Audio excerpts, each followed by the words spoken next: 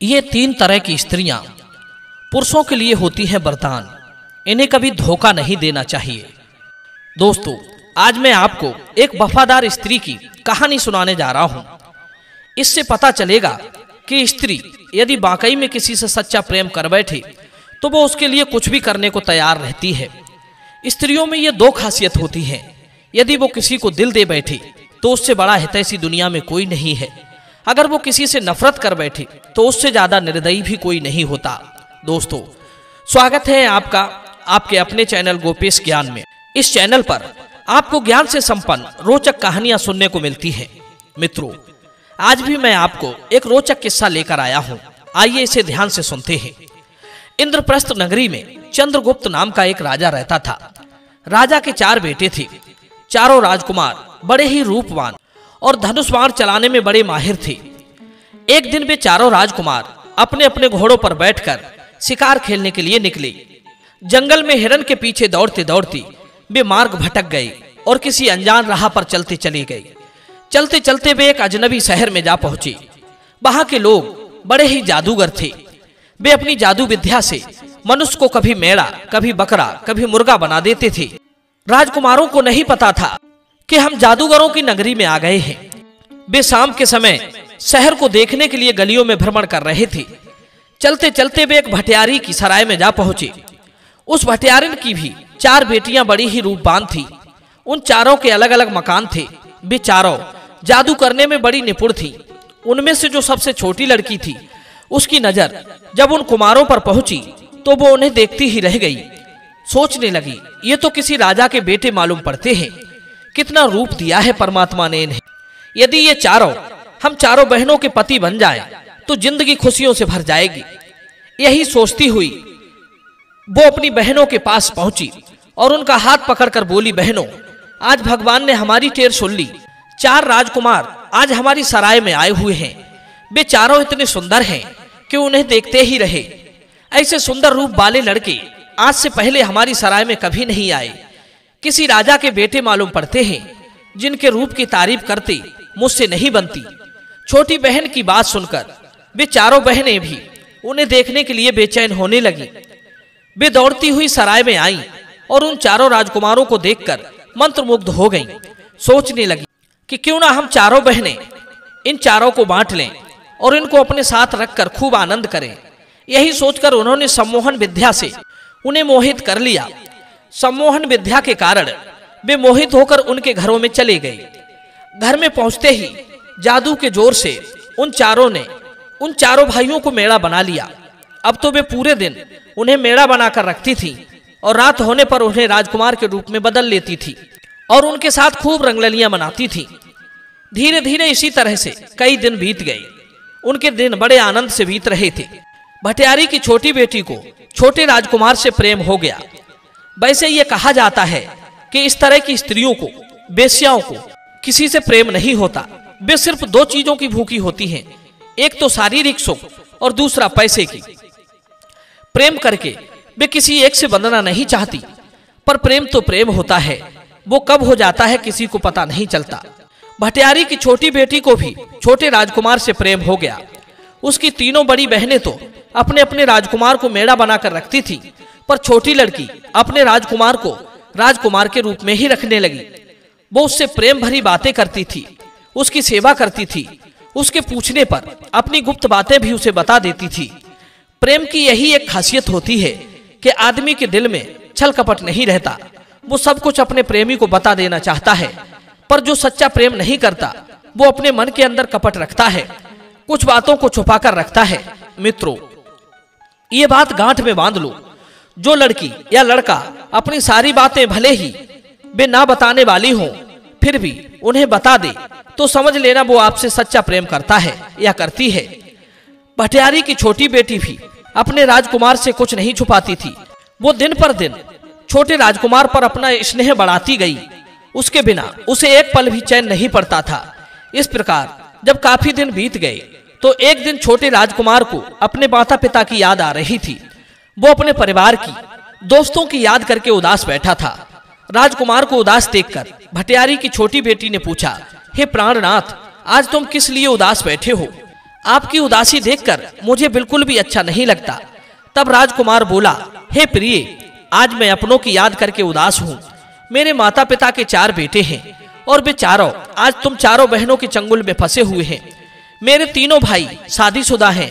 इन तीनों की पत्नियों का इनके बिना क्या हाल होगा, कभी सोचा नहीं होगा। वे बेचारी ठीक से भोजन पानी भी नहीं करती होंगी। हे प्रिय, यदि तुम वास्तविक मुझे चाहती हो, मुझसे प्रेम करती हो, तो ऐसा कोई उपाय करो जिससे मेरे तीनों भाई तुम्हारी बहनों के फंदे से आजाद होकर अपनी स्त्रियों के पास चले जाएं। वे बेचारे तीनों मेढ़ा बनकर तेरी बहनों के पास में मिमियाते रहते हैं। अपने भाइयों की ये दुर्दशा कोई भी भाई कैसे देख सकता है। यदि मेरे भाई यहाँ से आजाद हो गए तो मैं तुम्हें वचन देता हूँ कि मैं तुम्हें अपने साथ लेकर यहाँ से चलूंगा और अपने नगर में पहुंचकर तुम्हें रानी बनाकर रखूंगा। प्रिय बंधु, राजकुमार की बात सुनकर पहले तो वो कुछ उदास हुई। सोचने लगी, अगर मैं इन तीनों को आजाद करवाती हूँ तो मेरी तीनों बहनों को बड़ा दुख पहुंचेगा, और अगर उन्हें आजाद नहीं करवाती हूँ तो मेरे प्यारे राजकुमार को बड़ा दुख होगा। इसकी उदासी तो मुझसे बिल्कुल ही नहीं देखी जाएगी। अंत में उसने तीनों राजकुमारों को अपनी बहनों की कैद से मुक्त कराने का निश्चय कर लिया। उसने उस राजकुमार को 4 जादुई गुटका दिए और कहा कि ये गुटका तुम चारों भाई अपने मुख में दबाकर यहाँ से निकल जाना। हमारी बहनों का कोई भी जादू तुम पर असर नहीं करेगा। तब राजकुमार बोला, प्रिय, मैं तुम्हें लिए बिना कहीं नहीं जाऊंगा। मुझे तुम 4 गुटका नहीं 3 ही गुटका दे दो। मुझे तो सिर्फ अपने भाइयों को मुक्त कराना है। प्रिय बंधुओं, भटियारिन की बेटी ने राजकुमार को 4 गुटका उसे आजमाने के लिए दिए थे कि देखें ये मुझे छोड़कर जाएगा या नहीं। पर राजकुमार उसकी चालाकी को समझ गया था, इसलिए उसने जाने से मना कर दिया और उससे 3 ही गुटका ले लिए।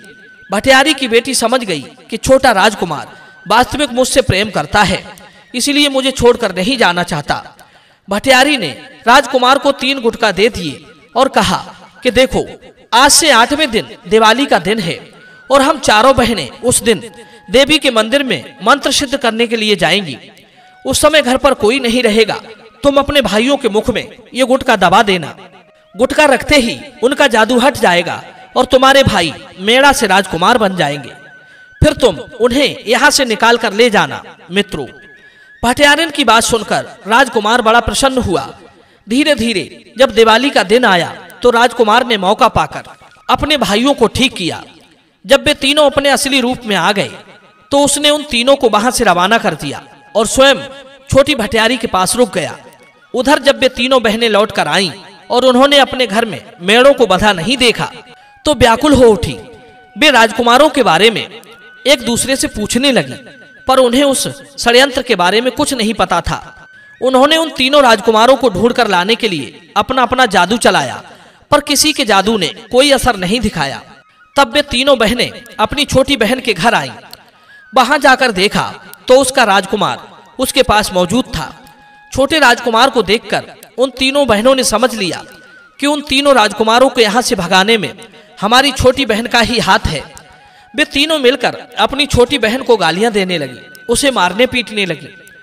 उसे मार पीट कर धमकाकर वे अपने घर को लौट गईं और कह गईं कि जिस तरह तूने हमारे राजकुमारों को भगाया है, हमें प्रेम सुख से वंचित किया है, उसी तरह हम भी तेरे आशिक को मारकर तुझे तेरे प्रेमी से अलग करेंगे। भटियारी की छोटी बेटी ने समझ लिया कि अब ये राजकुमार को जीवित नहीं छोड़ेंगे, तो उसने छोटे राजकुमार को समझाया, हे प्राणनाथ, मेरी बहनें सचमुच तुम्हें कच्चा खा जाएंगी, क्योंकि उन्होंने हमारी चाल के बारे में जान लिया है। एक काम करो, मुझ पर जो बीतेगी सो मैं देख लूंगी, पर तुम यहाँ से भागकर अपने प्राण बचा लो। मित्रों, भटियारी अपने राजकुमार को वहां से भगाने की योजना बना रही थी। उसी दौरान उन तीनों को राजकुमार के जाने की भनक लग गई। उन्होंने तुरंत अपना जादू चलाया और सांप बनाकर राजकुमार के ऊपर छोड़ दिया। छोटी लड़की ने तुरंत नेवला बनाकर उनके सरफ के ऊपर छोड़ दिया। वे कभी बाज छोड़ती, कभी आग छोड़ती। छोटी लड़की अपने जादू से उन्हें काटती जाती। इस प्रकार उनमें काफी देर तक जादू की लड़ाई होती रही। जब उन तीनों का जादू से बस नहीं चला तो वे इकट्ठी होकर आईं और उसे बाल पकड़कर घसीटने लगी। मित्रों, तब राजकुमार के हाथ में घोड़े वाला चाबुक पड़ गया। उसने उन तीनों को मार मार कर उनकी सारी खाल उधेड़ डाली। वे तीनों दैया मैया करती हुई अपने घर को चिल्लाती हुई चली गई।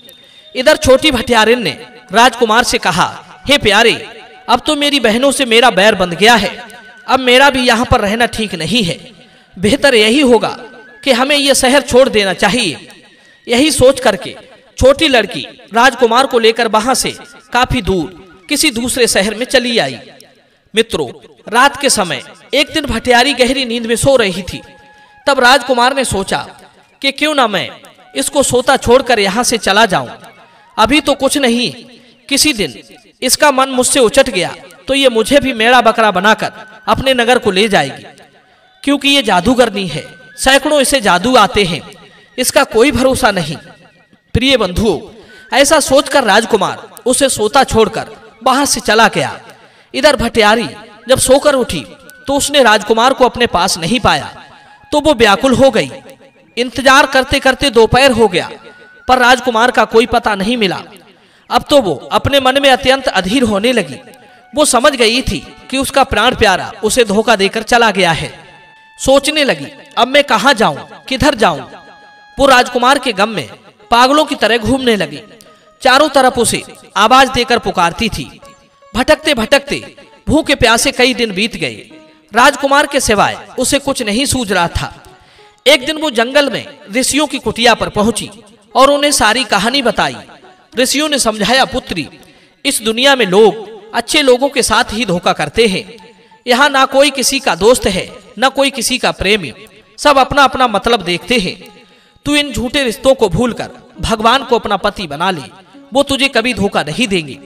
राजकुमार के झूठे प्रेम में पड़कर अपना जीवन बर्बाद मत कर। ऋषियों ने उसे बहुत समझाया, पर उस प्रेम की पागल के कुछ समझ में नहीं आया।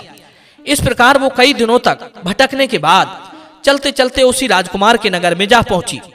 वहां उसने पता लगाया कि छोटा राजकुमार कुछ दिन पहले ही नगर में आया है। वो राजा के बगीचे में जाकर ठहर गई। छोटा राजकुमार रोजाना शाम के वक्त अपने बाग में हवा खाने जाता था। मित्रों, वो बाग के दरवाजे पर बैठकर राजकुमार के आने का इंतजार करने लगी और मन ही मन बहुत खुश हुई कि आज मैं अपने प्राण प्यारे को देखूंगी और उससे पूछूंगी कि वो मुझे अकेला सोता छोड़कर क्यों चला आया। मित्रों, इधर शाम के वक्त जब राजकुमार अपने सिपाहियों के साथ बाग में घूमने के लिए आया, भटियारी ने राजकुमार को रोककर उससे पूछा, हे प्राण प्यारे, मुझसे ऐसी क्या गलती बन गई जो तुम कठोर हृदय करके मुझे छोड़कर चले आए। मित्रों, भटियारी को देखकर राजकुमार डर गया। सोचने लगा, ये तो यहाँ तक आ पहुंची, कहीं ये मुझे मेरा बनाकर मुझे यहाँ से ले ना जाए। उसने तुरंत अपने सिपाहियों को आदेश देकर उसे गिरफ्तार करवा लिया। रात भर उसे भूखा प्यासा अपनी कैद में रखा और सुबह होते ही उस निर्दयी राजकुमार ने उस भटियारी की छोटी लड़की को फांसी पर चढ़वा दिया। प्रिय बंधुओं, उस निर्दयी राजकुमार ने उसके सारे एहसानों को भुला दिया। वो ये भूल गया कि उसकी वजह से ही वो और उसके भाई जीवित बचकर आए हैं। मित्रों, इंसान जब खुदगर्ज होता है तो वो किसी के एहसान को भुला देता है। मनुष्य को इतना भी मतलबी नहीं बनना चाहिए कि अच्छे बुरे का भेद करना भी भूल जाए। कहते हैं ये 3 तरह की स्त्रियां होती हैं पुरुषों के लिए वरदान, उन्हें कभी धोखा नहीं देना चाहिए। नंबर 1, जो स्त्री हर तरह से पति का हित चाहती हो, पति का प्रिय कार्य करने में उन पर कितना भी कष्ट पड़े वो सब कुछ सहने को तैयार रहती है। भूल से पति का अप्रिय कार्य बन भी जाए तो उन्हें बहुत बड़ा खेद होता है। साथ में जीने मरने को तैयार रहती हैं। अपने दुख को भुलाकर जो पुरुष को सुख प्रदान करती हो, ऐसी स्त्रियां पुरुष के लिए किसी वरदान से कम नहीं होती। पुरुष के किसी जन्म के शुभ कर्मों के कारण ही ऐसी पत्नियों का साथ मिलता है। मित्रों, ऐसी स्त्री को कभी धोखा नहीं देना चाहिए। ऐसी स्त्री के दुख सुख का सदैव पुरुष को ख्याल रखना चाहिए। नंबर 2, जो स्त्री प्रेम में अपने घर परिवार वालों को भुला देती है, उनके फैसले के खिलाफ चली जाती है और पुरुष का वरण करती है, अपने सगे संबंधियों को, भाई भतीजों को त्याग कर पुरुष के साथ चली आती है। जरूरत पड़ने पर वो मौत से भी लड़ने को तैयार हो जाती है। पुरुष को चाहिए कि वो ऐसी महिलाओं को कभी धोखा ना दे, उन्हें दबाए सताए नहीं। पहले तो मेरा सुझाव ये है उन बहनों के लिए कि वे अपने माता पिता भाई बहन के खिलाफ जाकर किसी पुरुष का वरण ना करें, क्योंकि ऐसा कदम उठाने वाली बहनों को सुख कम दुख ज्यादा उठाना पड़ता है। ज्यादातर तो बाद में बहुत पछताती हैं, फिर उस समय उन्हें कोई अपना दिखाई नहीं देता।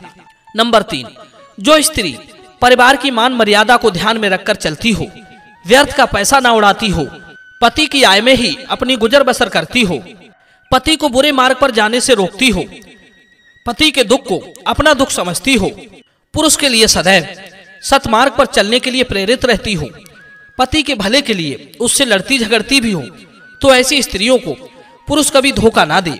ऐसी स्त्रियां कई जन्मों के पुण्यों से मिलती हैं, वे किसी वरदान से कम नहीं होती। ऐसी स्त्रियों को धोखा देने वाला पुरुष ताम्रपत्र नामक नरक में गिरकर छिन्न भिन्न होता रहता है। उसके वर्तमान जीवन में कभी सुख और शांति नहीं रहती। प्रिय बंधुओं, ये कहानी आपको कैसी लगी? आप अपनी राय कमेंट में जरूर रखना। मिलते हैं अगली कहानी में, अगली वीडियो में। आप सभी का बहुत बहुत धन्यवाद। जय श्री कृष्ण।